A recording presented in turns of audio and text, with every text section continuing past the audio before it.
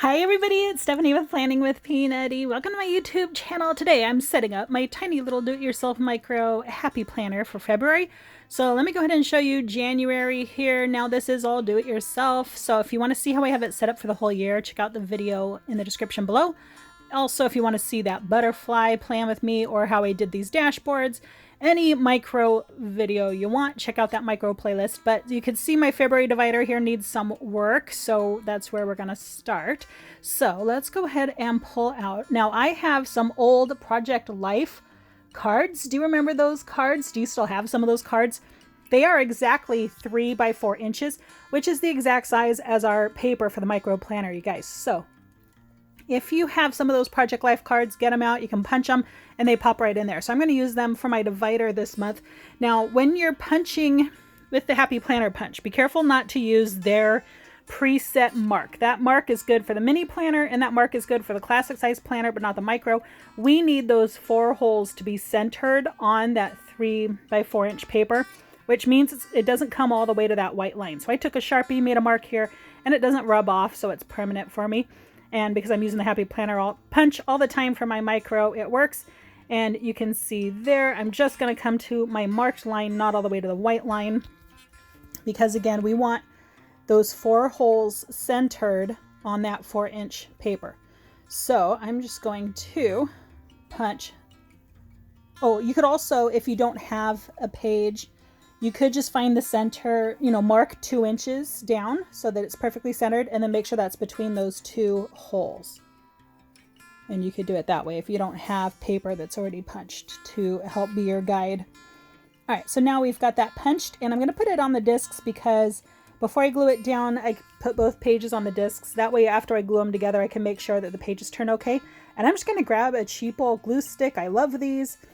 They're really cheap, especially at back to school time. I think they're like $1 each in the packs. So make sure you stock up on those each year around the end of summer. And I'm just going to apply that liberally and stick those pages together.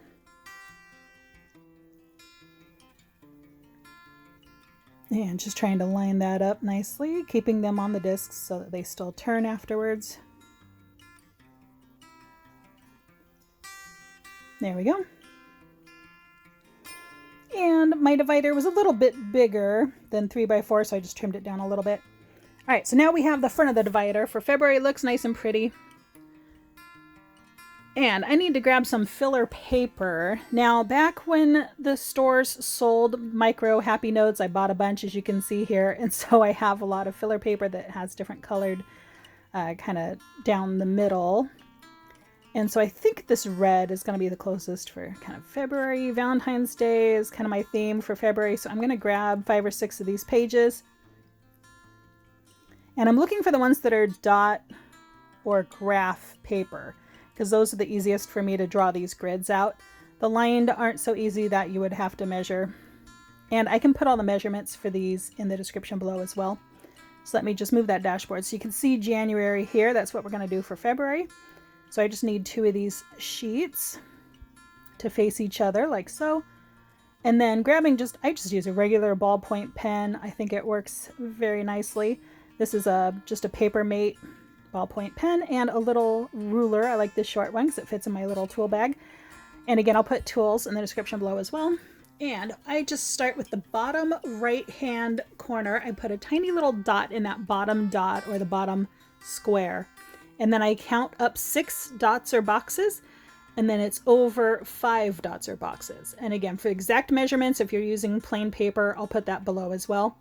And then I just draw out the grid. I love that ruler, it gives me nice, straight, sharp lines. And then I think the end result is a real professional looking calendar. So on the other page, we've already counted those dots, so we could just line it up and take from the other page. Now, on one side of the week, you don't want to go 4 days across. You only want to go 3 days across because we only have 7 days in our weeks. So make sure to leave one side open. I like to leave the left side open, but you can leave the right side open if you want. All right, then for our weekly view, I like a little horizontal view. You can get the whole week in there. You still have place to write 3 or 4 things a day, which is usually fine unless you're crazy busy. But let me grab another sheet, starting in that bottom right corner, put a dot. And then this one I count up 8. And then you can make them as wide as you want. So imagine that piece of paper is 4 inches tall. So each box is almost an inch, because we're just dividing that page into fourths. But I like to leave a little space on the top and bottom. Again, you don't have to. You could really make this your own. And here I will draw out 8 full boxes, and then I just leave one open for kind of memo space, but it's usually decoration, let's be honest. All right, so let me put those aside. So I love this Dates and Holidays sticker book. They have these tiny little black numbers on clear sticker paper. It's not really paper, it's almost like a plastic, but we have these clear little number stickers. Make sure you're starting on the right day of the month. And then let's go ahead and put those down. I like to use tweezers because they help me get that number on straight. Otherwise I wouldn't be able to see if I was getting it down straight or not. And the other thing I like to mess up is putting too many days in February, so keep an eye on that. And then the same thing for the weekly view. Now we have a couple days in January left over, so I'll put those down first. And then February. The other mistake I like to make is dating all 8 of these boxes. Only date 7 of those boxes. Leave 1 blank. There we go. And then this sticker book also has these really pretty month fonts, or month stickers with this pretty script font. So I'm just going to grab February out of here. And we have room for it to go down the sides, so that's where I like to put it. And then I play around with spacing so that I'm not completely blocking those number stickers. And that again is the Dates and Holidays sticker book. You can still find these in the stores and on the Happy Planner website. So I get one of those almost every year. All right, then let me just trim the excess of that month sticker. All right, so there's our base month. Now we can put a little bit of decoration on there. What do you say? So I pulled a bunch of seasonal sticker books, and then I flipped through them all looking for Valentine's Day stickers. And then narrowed it down even further, which ones I thought would work well on this tiny little micro planner. So I ended up with that one on the right and this wrong seasonal sticker book. This is the mini size sticker book. These others aren't going to work so well, even though they have some Valentine stickers. Okay, so trying to narrow it down even further. I really like this vase with the roses. I just think it's just going to be too big. I don't want to have to cut the vase off. I don't want to cut half the flowers off. So let's grab some of these little hearts. And then these I'm just going to put down where we have no days, but the space is there. And then I think these other 2 as well. And then we'll come back to this sticker book.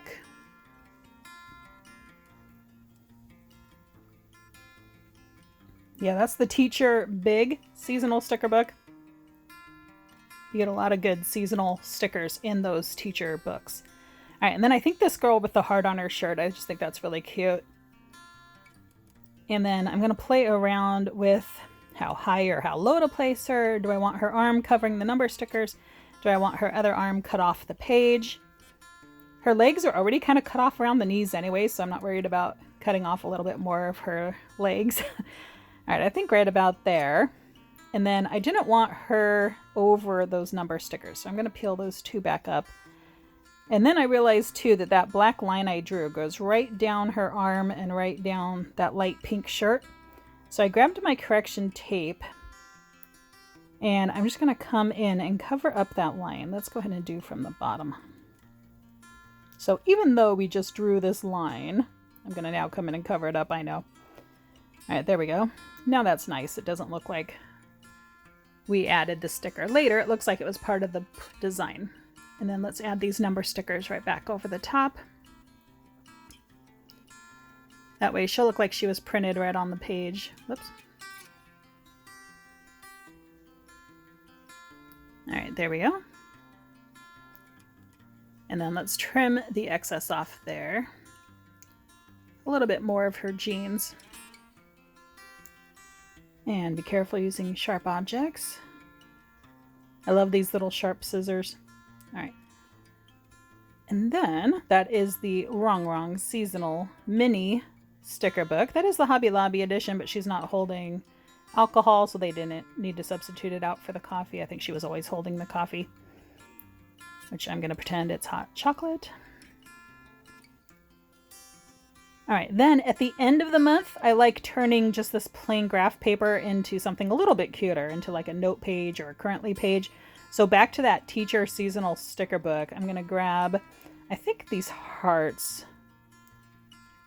And let's put those just in the corner, and then that purple label sticker there too. And then we can trim and reuse the rest of this. So I'm thinking maybe we could tuck a couple in this other corner. I can just line up that line I already cut with the edge of the design there, the red stripes. Let's trim that off and let's put that in this bottom corner. And then we don't waste any of that sticker. Look at that. Very nice. And then I think maybe one of these little washi strips. Maybe the short one. There we go. Along the bottom. That's pretty cute. And then I think in the wrong sticker book there were some heart stickers. I love using those as bullet points. As you can see in January there, I did almost the same thing, a little different. Then we can put these hearts down.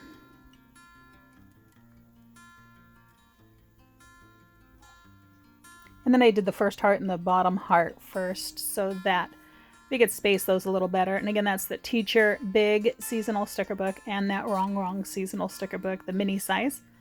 Okay, now we can pop these in the planner. And I'll draw out and date the rest of those weekly pages later. You don't need to watch me do 4 more of those. Okay, so now the only thing we have left to do is stick the front side of that calendar down to the divider.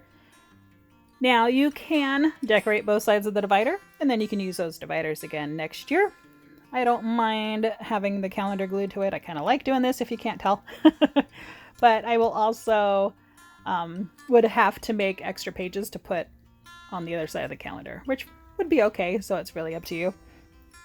But there we're going to have it. I'll give you guys a close-up here, but it looks like we're all set. Our weekly view. Oh, let me put the dashboard in that weekly view. All right, I used the one with the notch to the right for the weekly view and the other one for the monthly view. Let me give you a close-up here. I think it turned out really cute. I love how that solid black ballpoint pen looks with the ruler for those nice straight lines. I think it looks like a calendar maybe you bought in the store, but I think it's a lot of fun. Let me know what you guys think. I think it's whimsical too for February and Valentine's Day, even with the pink pen. But let me know what you guys think in the comments down below. Click like if you like this video, subscribe to see more, and I'll see you next time. Love ya. Bye.